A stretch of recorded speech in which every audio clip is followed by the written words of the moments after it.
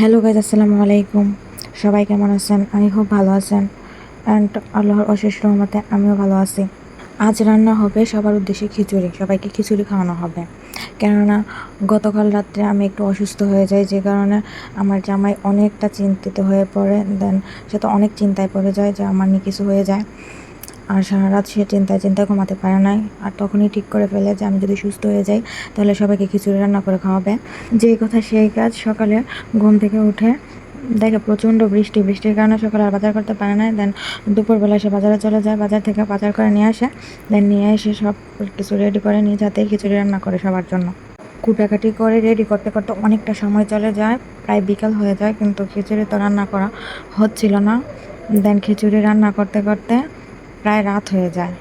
আমার মা আর আমার জামাই দুজনে মিলে সব কিছু করে। দেন অনেক পরিশ্রম করে, আর আমি তো অনেক চিন্তা করতেছিলাম যে কখন শেষ হবে রান্না।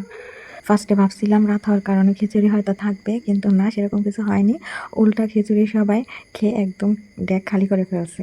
আলহামদুলিল্লাহ, খিচুড়িটা অনেক মজা হয়েছে।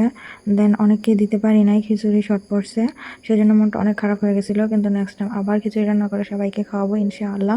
সবাই আমাদের জন্য, ইভেন আমাদের অনাগত সন্তানের জন্য প্রে করবেন। দেন আপনারা ভালো থাকবেন। Thanks for watching. Bye bye.